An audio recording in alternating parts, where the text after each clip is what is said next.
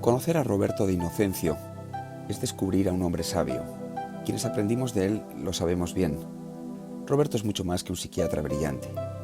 Es inteligencia, perspicacia, conocimiento y sobre todo bondad. Es además la mejor voz de la experiencia. Hoy quiero presentar a Roberto de Inocencio, un maestro contemporáneo de la vida. Roberto de Inocencio, médico, psiquiatra y sobre todo, para mí, un gran amigo. Yo venía pensando una introducción, una forma de presentar al público a Roberto de Inocencio y como siempre me pasa contigo, nunca me sale lo que quiero decir, porque querría decir tantas cosas y todas tan buenas que me abruma.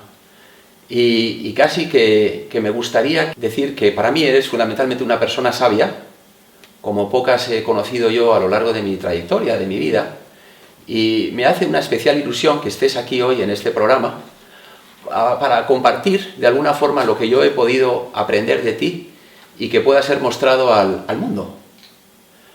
Pero ¿quién es Roberto de Inocencio? ¿O cómo te gustaría a ti, Roberto, que te conociera la gente, que supiera de ti? Porque yo sé que tú eres un hombre discreto.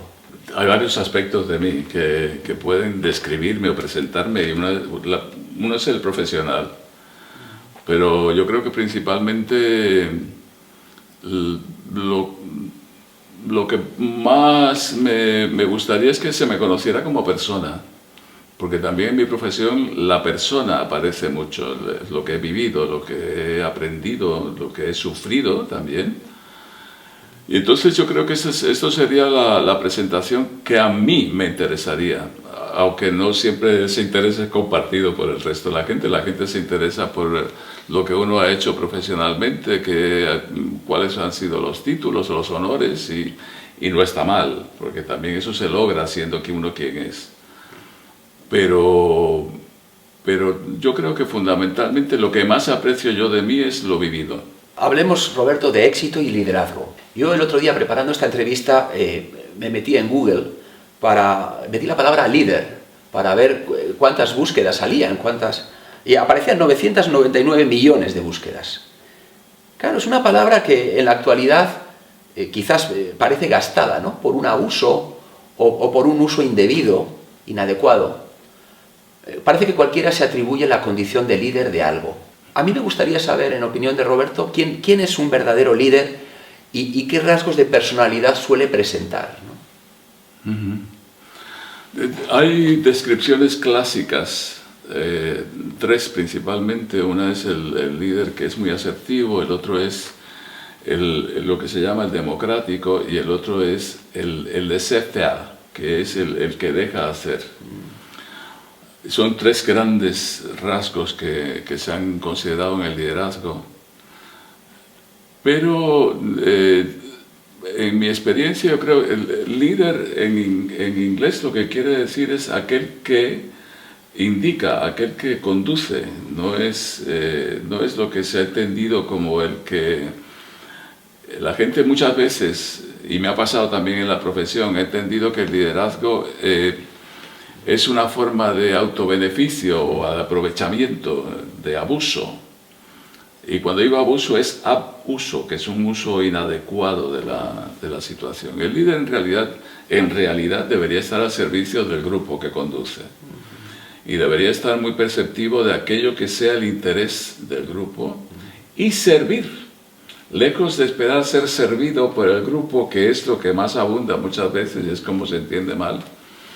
Debería estar, el concepto de liderazgo debería ser al servicio de.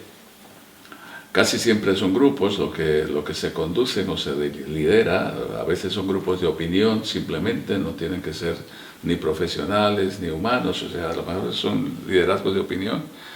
Pero uno debería estar perceptivo a aquello que ese sector necesita, y uno casi siempre es elegido líder. Algo que a veces uno también en el trabajo en la empresa o en la profesión, se ve a alguien buscando a veces con desesperación una posición de liderazgo. Casi nunca se consigue. Uno es elegido para. Y casi siempre, en lo que yo he aprendido también, del tránsito vital es que se le elige a uno en posiciones de liderazgo en la capacidad de servicio que uno tenga. Ese es el auténtico liderazgo, es aquel que viene y le pide a uno que haga. Y supongo que seguiremos hablando de ello porque no es gratuito. En esto del ser elegido, hay una frase muy consabida que se repite mucho, que es la de el líder se hace o nace, ¿no? La verdad es que yo no lo sé. No sé. Yo creo que nadie nace. Supongo que, bueno, hay gente que nace como pueden ser las casas reales, ¿no? Que ya vienen con un designio y se les enseña, pero no siempre son exitosos en ese aprendizaje. Yo creo que uno se va haciendo y va asumiendo responsabilidades que otra gente no quiere tomar o no sabe tomar, y por la misma historia o la situación de tránsito vital que uno tenga, va aprendiendo a asumir responsabilidades que habitualmente los grupos no quieren. Por eso digo que hay que tener una actitud de servicio y de asunción de responsabilidades que son delegadas por otros que no las quieren, y eso tiene un precio, como se ha visto por ejemplo en liderazgos históricos, ¿no? Donde a veces el líder debe ser al final de la experiencia el chivo expiatorio de los pecados del grupo. Alcanzar el éxito a edades muy tempranas comporta muy habitualmente, muy frecuentemente, muchísimos riesgos, ¿no? Personales y profesionales de todo tipo. La historia está repleta de gente famosa. Yo suelo decir que murieron pues devorados por su éxito, ¿no? Que el personaje devoró a la persona.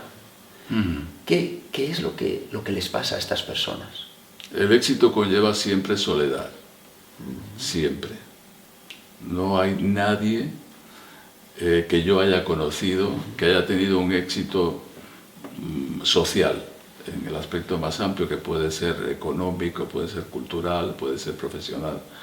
Pero bueno, digamos que un éxito social conlleva siempre soledad. Y entonces siempre vuelvo hay un sector de cantantes o de personas que han sido muy exitosas. La última es la Amy Winehouse, que a los 27, que es a los 27, o se han suicidado o han muerto por sobredosis, o en fin, no han ido más allá.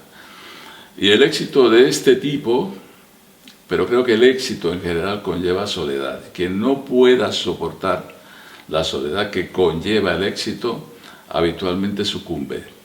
Es una soledad que tiene que ver con una incomprensión del resto del mundo hacia lo que uno está viviendo. Una incomprensión, no sé, pero bueno, también tiene mucho que ver con la envidia y con el elemento de castigo que hay o sea, la sociedad en el mimo que tiene el éxito al mismo tiempo lo condena.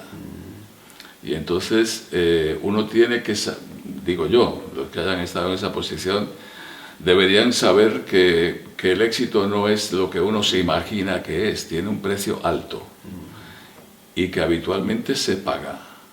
El precio alto es la soledad que conlleva, porque uno se distingue con respecto al resto. O sea, uno es exitoso, la mayor parte de los seres humanos no lo somos, y entonces cuando uno se distingue, ya la posición piramidal lo pone a uno en una situación muy, muy única, de mucha soledad.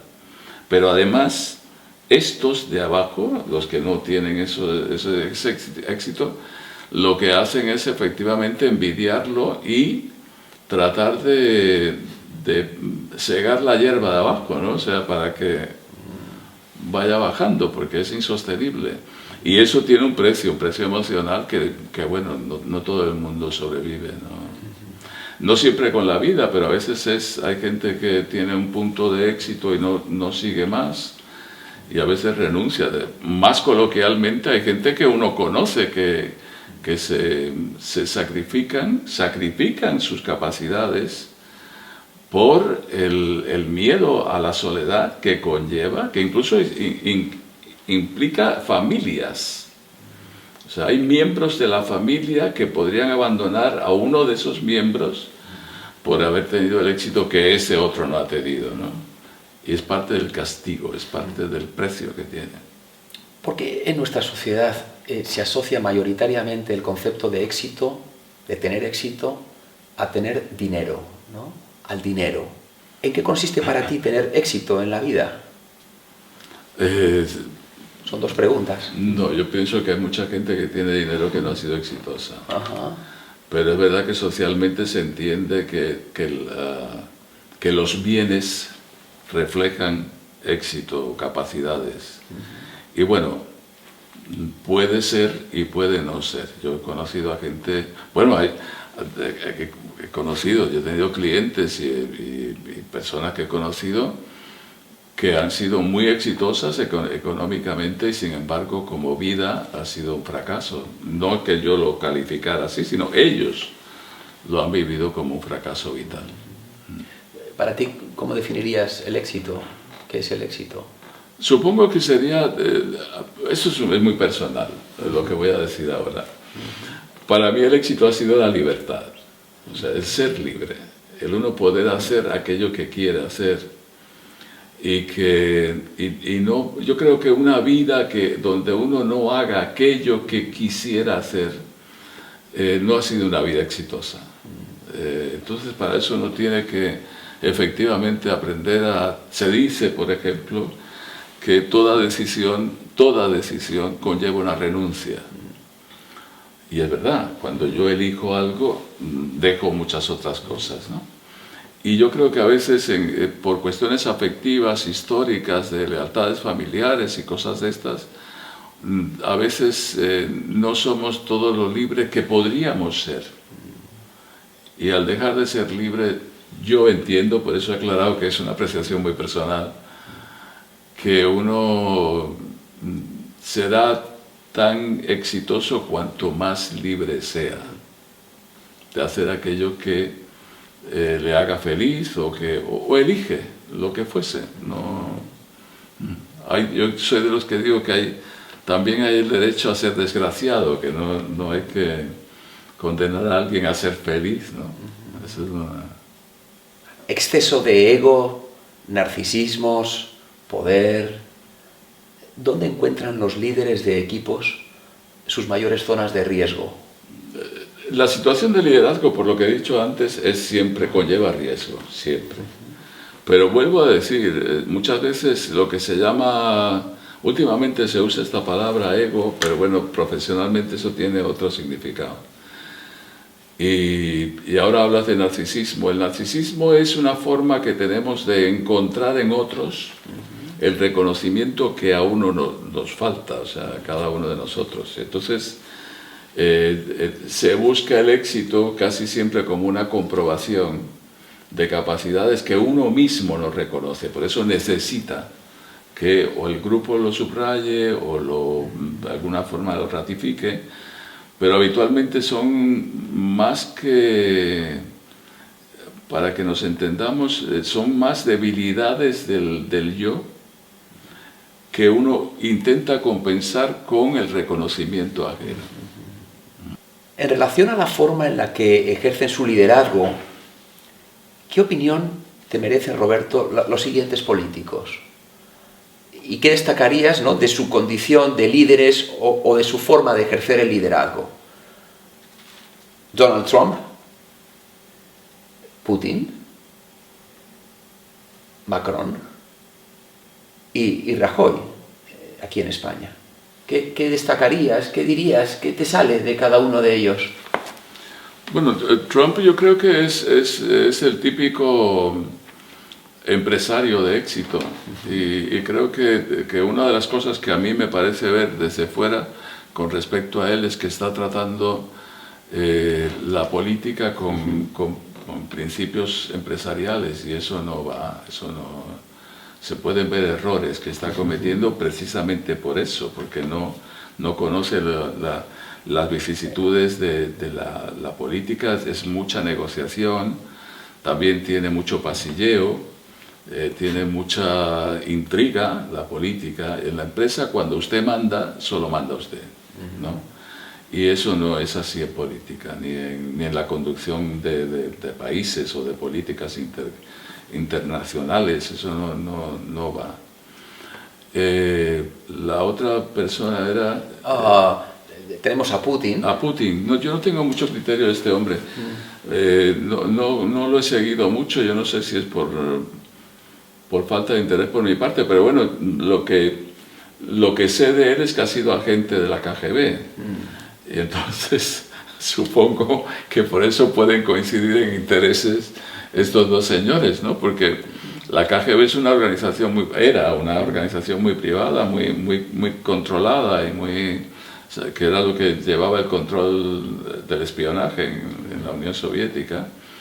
Y creo que a veces tienen los dos la misma actitud expeditiva y con poca reflexión. Creo que se mueve mejor en la intriga que en lo que es la política en sí, los dos. Por eso creo que coinciden. El tercer personaje era... Yo no soy nada objetivo con respecto a este hombre. Yo tengo una debilidad por este hombre porque creo que la capacidad de que lo que ha logrado en un año que ha tenido la historia política de él, en el sentido de crear un partido, ¿no? Me parece que es un hombre brillante. Y después cuando uno va a las cuestiones personales, ¿no? Que es el riesgo de presentarse con pareja que le lleva 24 años, o que son pinceladas históricas lo que tengo de él, que es efectivamente el que haya tomado el riesgo de tener una relación con una persona casada y con hijos y con todo esto.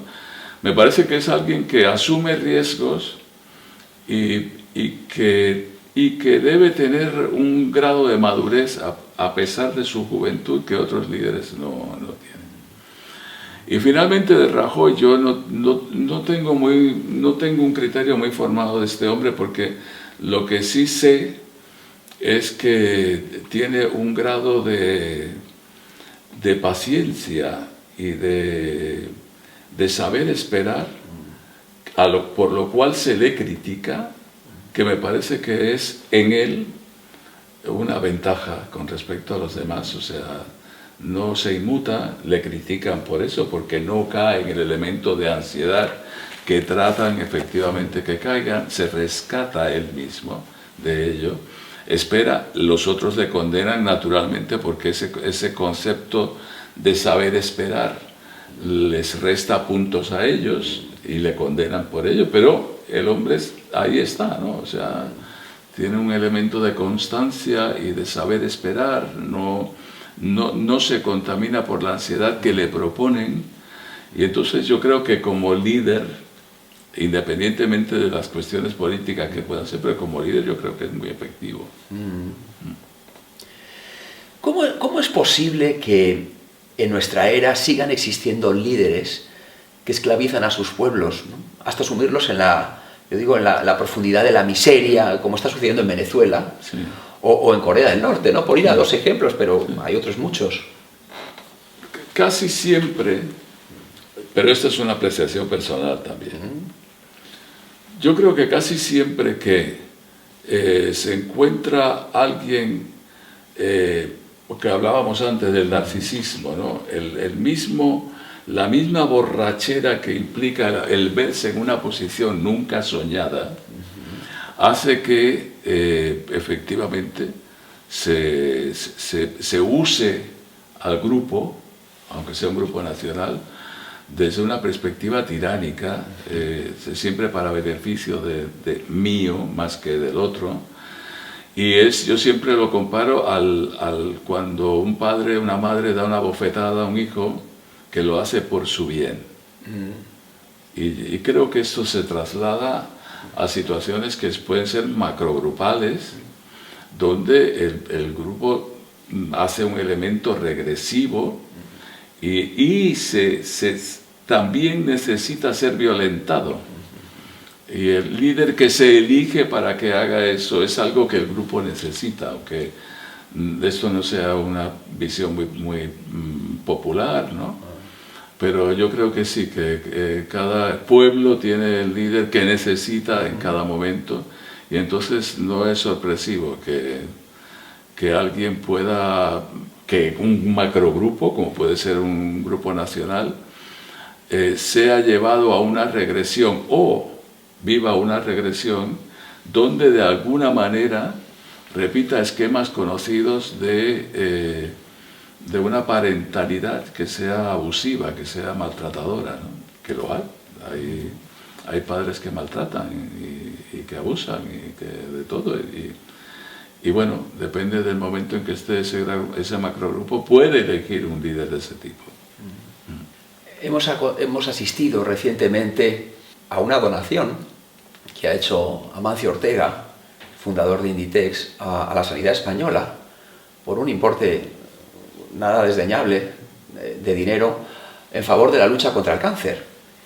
Y es impactante que en un país como el nuestro, en España, se han alzado voces que han criticado este gesto.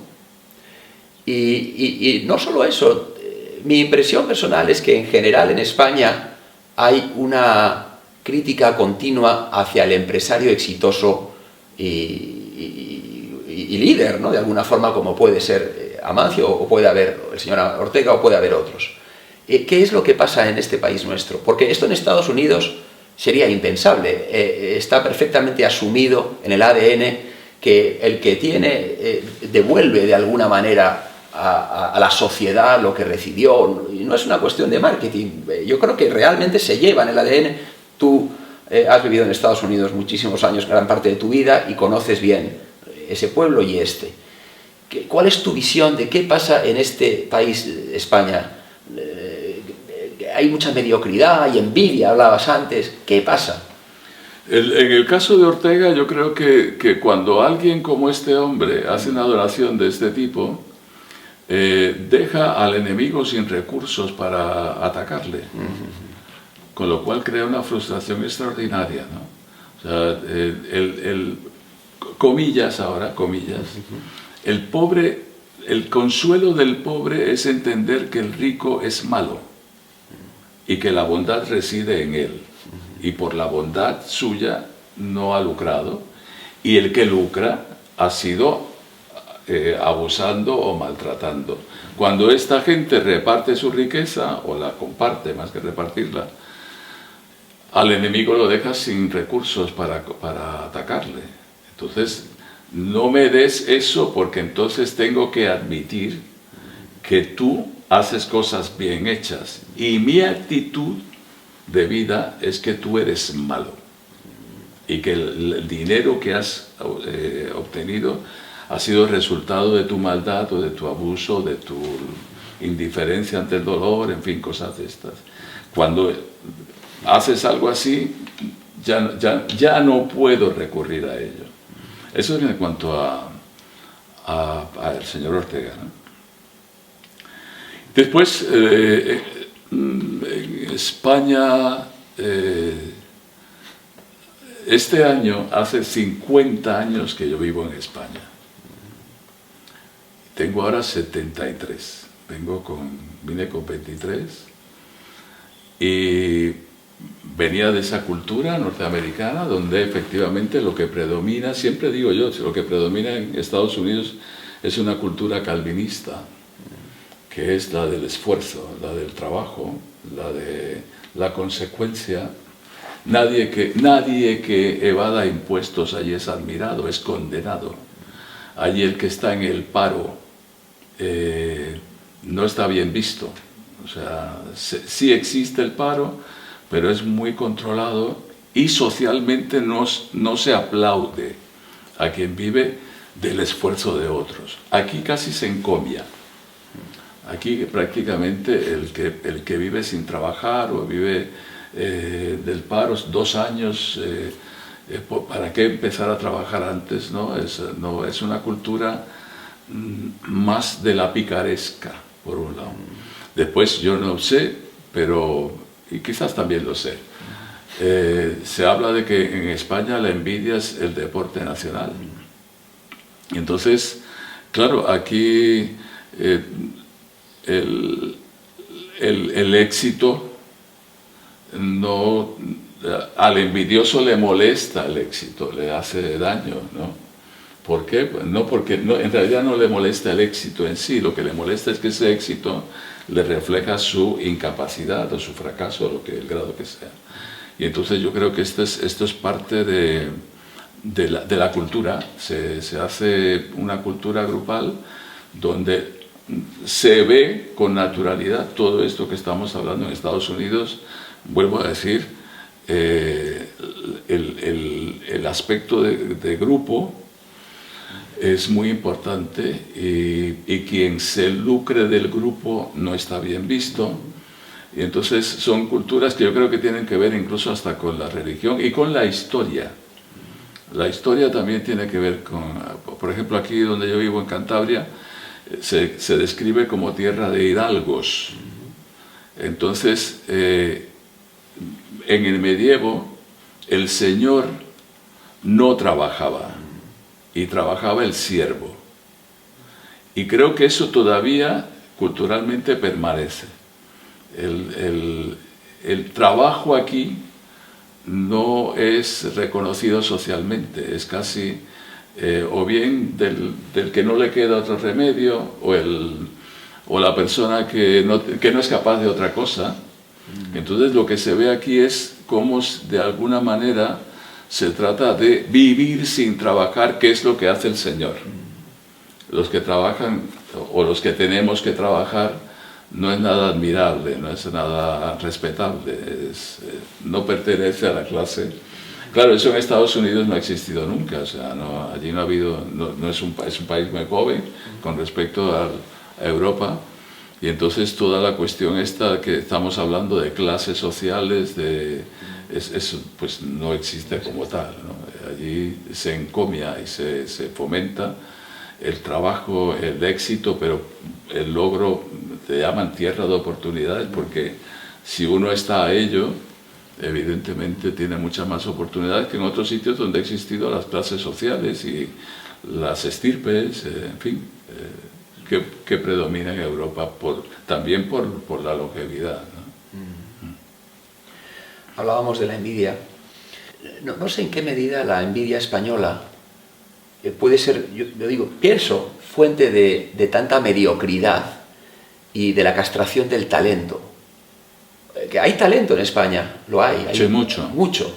Pero mi impresión personal, y desde la perspectiva de vivir ahora en un país como Estados Unidos, es como que estuviera castrado o tapado u oculto, y creo que la envidia juega un papel... Sí, totalmente. Yo he visto casos, ya lo mencionaba antes, porque se puede poner en lo macrosocial, ¿no? Y entonces eso queda un poco diluido, pero no, yo he visto casos en los que los individuos se han mutilado intelectualmente y en sus capacidades por temor a quedarse solos con respecto a su núcleo familiar. Ya no es una cuestión social, sino... y tengo que decir que simbólicamente yo he visto casos donde la gente se ha mutilado en sus capacidades profesionales, sociales, económicas, culturales, por seguir perteneciendo al grupo de familia. Roberto, hablemos de conocimiento y sabiduría. Es esta diferencia, ¿no? Esta distinción que lo que es la erudición o lo que es la sabiduría. ¿Cómo distinguirías tú, cómo definirías una y otra? Los ordenadores son un buen ejemplo. Los ordenadores pueden acumular mucho conocimiento, pero no sabrían aplicarlo, que es lo que es la sabiduría, y aplicarlo con cierto éxito y con cierta asertividad, ¿no? Yo creo que esa es la diferencia. La sabiduría es el sí tener los conocimientos, que a lo mejor no son muchos, pero la aplicación adecuada a la situación que se presenta.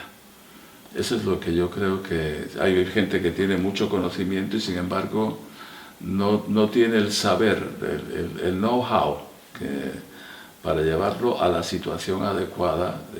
Por eso lo comparo a los ordenadores. Los ordenadores tienen mucha información, que es conocimiento, pero no son capaces de aplicarlo de momento. Igual nos pueden dentro de poco tiempo, pero ahora es otro el que tiene que usar la información acumulada ahí. Y fíjate que con esto que dices, tú y hemos hablado en alguna ocasión, que en el mundo de la empresa hay muchos líderes o directores generales, altos ejecutivos, C-levels, ¿no?, que tienen grandes conocimientos, atesoran mucho conocimiento técnico y humano. De lo humano hay muchísimas deficiencias y trabajan con humanos. Sí, pero bueno, por ejemplo, yo he estado trabajando este año pasado con una empresa, donde iba 2 horas cada semana a trabajar con el factor humano, ¿no? Entonces, una de las condiciones que yo puse cuando me llamaron era que efectivamente los altos directivos, la alta ejecución, pasara también por el proceso, no que fueran los que ellos quisieran, sino ellos también, como un elemento de integración grupal, ¿no? Y sí es verdad que muchas veces se ve una alta rotación en las empresas, muy alta, que tiene un coste económico para la empresa muy importante, porque el factor humano no es tomado en cuenta. Lo que se ve es el papel que esa pieza tiene en la maquinaria empresarial, pero no se la toma en cuenta. Cuando se gaste por el maltrato, la sacamos y ponemos otra, nueva. Y esto pasa con los seres humanos también, en las organizaciones, en las empresas, en que hay gente que está muy bien equipada en términos de saber técnico, pero como equipo o como un componente de un equipo no están ni educados para ello ni tienen ninguna habilidad. A veces pienso yo en fútbol, en que hay una distinción cuando hay grupos de futbolistas o clubes de fútbol. Lo decían en alguna ocasión, lo recuerdo, porque ellos llegaron a entender que el estrellato individual no era lo mejor para trabajar en equipo. Entonces, eso ha ido cambiando. Hubo un tiempo en que uno de los clubes aquí nacionales lo que hacía era acumular estrellas, y estrellas que en sí mismas eran muy capaces, pero no podían jugar en equipo, no sabían cuándo soltar el balón, porque lo que importaba era que el equipo ganara, no lucirse ellos.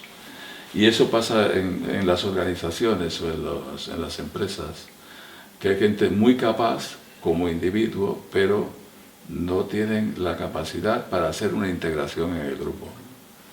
Ni la tarea grupal tampoco es tomada en cuenta.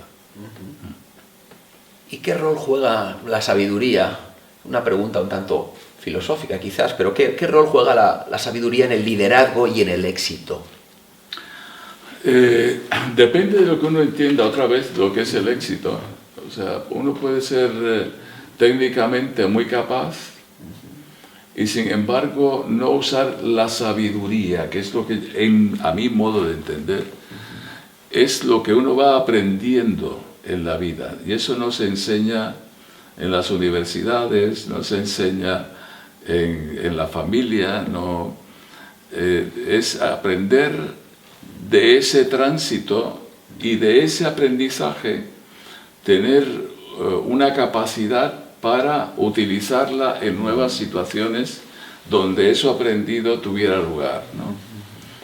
Creo que eso sería la sabiduría. Depende, si uno mide el éxito, como hablábamos antes, por el dinero que se tenga, no siempre la persona que es exitosa económicamente es la más sabia. No siempre. Puede coincidir, pero no siempre es así. ¿Tú destacarías algún líder no sé si sabio, pero cuando menos un modelo o un referente para ti. Quizás hiciera un sesgo, porque una de las personas que yo entiendo que han tenido un liderazgo, al menos que yo respeto y del cual he aprendido, es de Gandhi. Y él, bueno, creo que viviría como viviera, pero no se dedicó a ganar dinero. Pero la sabiduría, el saber, la aplicación, ¿no? Estaba escuchando el otro día una anécdota en que él tuvo un profesor, el doctor Peters, en Inglaterra, y entonces siempre tenía, el Peters tenía un elemento de exclusión, al menos. No sé si sería racista o sería económico, lo que fuera, pero siempre tenía un sesgo con respecto a Gandhi. Entonces coinciden en un comedor y Gandhi va a sentarse a la mesa donde está él. Y entonces le dice, el doctor Peters le dice: ¿cuándo ha visto usted a un pájaro y a un cerdo comiendo juntos? Y Gandhi le responde, dice: tiene usted razón, emprendo el vuelo. No hace falta más, ¿no?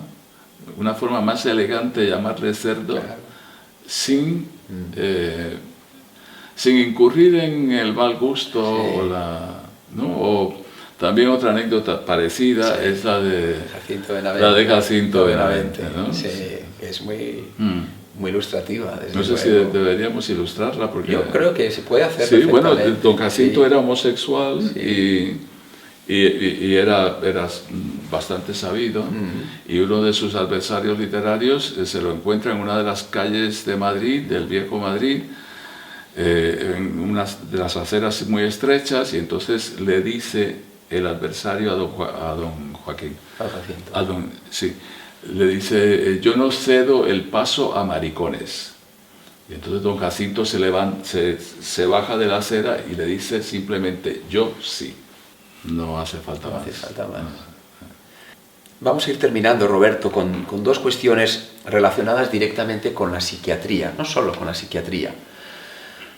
Una tiene que ver con algo que yo te he escuchado mucho a lo largo de todos estos años trabajando contigo, formándome contigo, aprendiendo, y es del papel que está jugando la psiquiatría, los psiquiatras, ¿no? En la actualidad, la función que está haciendo, lo que está haciendo bien y lo que no está haciendo bien, porque tú y yo hemos hablado muchas veces de cómo hay muchos profesionales que se esconden detrás de la bata blanca para no sé qué, y se limitan a recetar medicación en lugar quizás de estar haciendo otras cosas que tienen que ver con un componente más aristocrático, que decíamos antes, y que me gustaría que nos hablaras de ello, de cuál es tu opinión. Y yo sé que genera tensión en vuestro colectivo, ¿no? Pero creo que es valiente decirlo y compartirlo.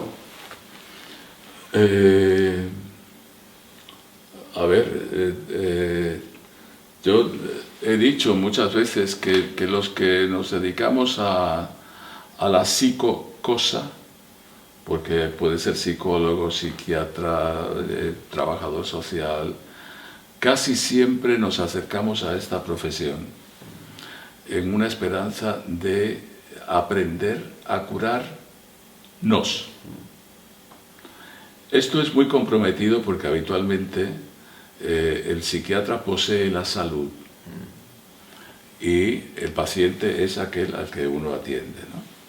Pero a través del tiempo y parte de mi trabajo ha sido la formación de profesionales durante muchos años, y yo estoy, por mi propia experiencia de vida personal, pero también a través de lo que he visto, a través de ahora hace 40 años que ejerzo. Entonces, yo creo que nos trae o nos atrae esta profesión o este ámbito profesional en la esperanza de nosotros poner remedio a aquella lesión que es la que nos hace que nos acerquemos a Siempre pongo el ejemplo de que el mejor cirujano no puede operarse a sí mismo, no puede hacer una intervención quirúrgica sobre sí mismo. Y yo creo que esto nos pasa lo mismo a los psiquiatras, que por mucho que sepamos de teoría, nosotros no podríamos nunca resolver la lesión que efectivamente nos trae a esta profesión. Nos acercamos para aprender a curar, añado nos, pero también es verdad que ante esta imposibilidad, muchas veces lo que hacemos es ponernos la bata blanca en la esperanza de no ser confundidos. Al menos el mundo sabrá quién soy yo y no soy el enfermo. Pero el sufrimiento permanece, el sufrimiento personal permanece. Muchas veces, esto también sabes que he supervisado durante muchos años a profesionales. A mí mismo, como bien, coach. Y entonces, pero a clínicos también. Sí, lo sé. Y muchas veces se ha visto cómo se receta para calmar la ansiedad del profesional o la ansiedad de la familia del paciente. Y quien se toma la medicación para calmar esa ansiedad es el paciente identificado, ni yo ni la familia. Y ahí pues yo creo que hay un montón de cuestiones que son muy difíciles de abordar porque es el cuestionamiento de la misma actitud profesional.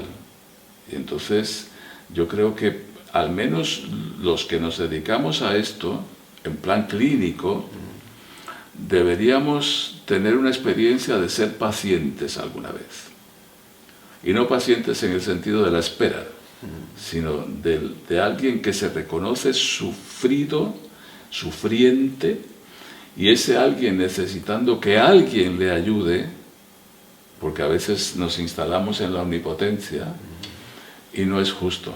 Deberíamos saber lo que cuesta hablar de cosas que uno no ha hablado con nadie nunca, cómo muchas veces la medicación sirve para acallarnos la queja del dolor, con lo cual ya no queda ni la esperanza de que cuando se oiga mi queja alguien me ayude, sino tómate esto y no te quejes más, con lo cual nos quedamos muy tranquilos todos, no importa que la tomes tú. O sea, y entonces yo creo que muchas veces, uniendo todo esto, que es la dificultad que tenemos para aceptarnos nosotros, los profesionales, como gentes que sufrimos o que hemos sufrido y que hemos traído o tenemos todavía lesiones, muchas veces lo que se hace es cosificar la relación del paciente con el psiquiatra o con el psicoterapeuta, lo que sea. Y al cosificarla no entramos en el elemento de contacto personal, de conocer qué es lo que te hace sufrir. Sobre todo porque como a mí me ha dado miedo acercarme a mi motivo de sufrimiento, tampoco quiero saber, ni sé moverme ahí. Entonces vamos a intentar tratar esto sintomáticamente. Acallamos el síntoma y lo que esté dando lugar al síntoma, ¿para qué, no? Tampoco lo he mirado yo de mí. O sea, yo lo que he aprendido es a callar mi síntoma, entendiendo que nadie lo vea debajo de la bata blanca, nadie lo va a ver, yo soy el sano, y el quien no lleve la bata blanca es el enfermo. Conlleva mucha reflexión todo esto que estamos hablando y quizás es un tanto sintético lo que estamos haciendo, pero creo que por lo menos da una idea de lo que me preguntabas antes, ¿no? Bueno, yo en lo que te he visto trabajar, nunca te he visto con la bata blanca puesta, en lo que yo te he conocido. Pero acabamos con una pregunta de algo que hablábamos también antes. Yo suelo decir, es una forma de hablar, pero que el ser humano contemporáneo no es muy distinto al ser humano de hace 3000 años. Que realmente no hay una evolución tan grande en lo humano. Hay muchos aprendizajes técnicos, tecnológicos, un gran progreso, pero me sigue impactando el déficit de conocimiento que existe sobre lo humano entre los propios humanos.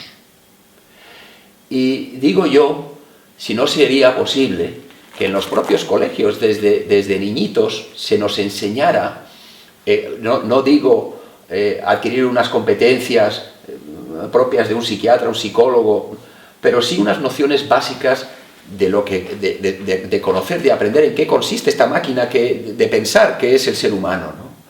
Porque es algo que a mí me genera una cierta frustración. La incompetencia soberana que observo de la mayoría de los seres humanos, en el que parece que se relega todo esto de la psicocosa a psicólogos, psiquiatras, coaches, cuando es algo propio de lo humano, ¿no? ¿Y qué opinas tú de esta reflexión que te comparto? No, opino que para enseñar hay que saber primero, ¿no? Y que la mayor parte de los docentes no tienen una formación en este aspecto, no lo tienen, conceptualmente se entiende que la vida emocional es algo que se vive así emocionalmente y no se le ha puesto un punto de cordura, voy a decir, de reflexión intelectual, el tratar de entender los sentimientos, el tratar de entender las relaciones, no vivirlas solamente, sino también entender qué significa eso. Entender el por qué alguien dice qué, el entender por qué un padre puede maltratar a un hijo, cuando a veces ese maltrato no es más que señal de amor, que esta es una de las discusiones que a veces yo tengo, que es que el grado de ansiedad que puede tener un padre cuando ve en peligro a un hijo, le hace maltratarlo, le da el manotazo, ¿no? Cuando lo ve en peligro. Y muchas veces hay maltratos que están justificados en esas primeras experiencias, de lo cual no se puede hablar porque uno entra en riesgo. Pero yo creo que sí, que debería ser, pero claro, para eso los profesores tendrían que tener a su vez una formación que yo creo que no tienen ni se espera que se provean de esos conocimientos, más la comprensión de las relaciones humanas, el entendimiento de lo que es la emoción, el mínimo, porque estamos hablando, yo te decía antes que llevo 40 años trabajando en esto y probablemente no me quede mucho tiempo ni de vida profesional ni de vida cronológica, pero de las frustraciones que me llevaré es que he conocido muy poco en realidad de lo que... Me iré con muchas preguntas el día que me vaya, porque creo que lo hace fascinante, lo hace nunca aburrido, hay un elemento todavía de pasión en mi trabajo, porque sigo aprendiendo, y claro, he reflexionado y claro, para uno aceptar que uno está aprendiendo, disfrutar ello, también hay que pasar por ese elemento de humildad que uno tiene que tener de no saber nada o saber muy poco, ¿no? Cuando uno se instala en la omnipotencia fantástica esta de la que hablábamos, que era el narcisismo no puede ni permitirse el lujo de aprender, ya no digamos de disfrutar el aprender. Entonces hay una serie de connotaciones que son, yo creo que hasta del mismo inicio familiar, de la cultura familiar en la que uno se desenvuelva, los elementos de seguridad que se transmitan. A veces yo digo que hay que tener un punto de descaro para ser libre. Y claro, el descaro no está bien visto. Entonces, todo eso yo creo que va a ser un obstáculo para que en las escuelas se transmita algo básicamente, como decías tú, de esto que yo creo que podría ser muy beneficioso en general para cualquiera que lo viva, no para nadie en particular, cualquiera. Roberto, ¿y a ti cómo te gustaría ser recordado, ¿no? por tus seres queridos, por la gente que te quiere, por los que te queremos? ¿Qué te gustaría que se quedara aquí de la persona que es Roberto? ¿Tú eres de los que te gustaría dejar una huella? Yo no me lo había planteado. O sea, recientemente me lo han planteado. Me han dicho que bueno, a través del trabajo y de la gente que me ha escogido como compañía en distintos aspectos, clínico, profesional, docente, me han dicho que ya dejo, pero nunca ha estado en mi ambición ni mi perspectiva, ¿no? Y supongo que sí, que la vida que he vivido y que yo he compartido y que me ha gustado y he disfrutado, eso me gustaría, que se me recordara como alguien que ha disfrutado del trabajo que ha hecho. Es algo y que pudiera aprenderse a disfrutar el trabajo que haga cada uno, el que quiera, pero que fuera no el castigo bíblico, aquel de ganar el pan con el sudor de tu frente, sí sudado pero disfrutado. Creo que eso es algo que me gustaría que quedara. También mi concepto de libertad, de yo ser quien soy y que no estuviera que no dependiera de ti para determinar quién soy o cómo pudiera ser, en fin. No, eso me gustaría que ese amor a ser libre quedara. No, me gustaría, no, debo corregir. Me gusta saber que está quedando, por ser honesto.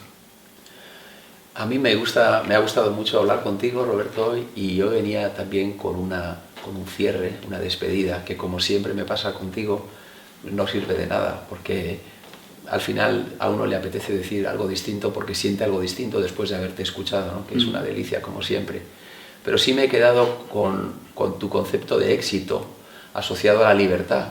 Y yo así te siento a ti, una persona exitosa, porque siempre te he sentido una persona libre y fundamentalmente amorosa, ¿no? Desde el día que te conozco, ¿no? Un ser humano sabio, como decía al principio, y lo quiero decir aquí hoy porque es lo que pienso.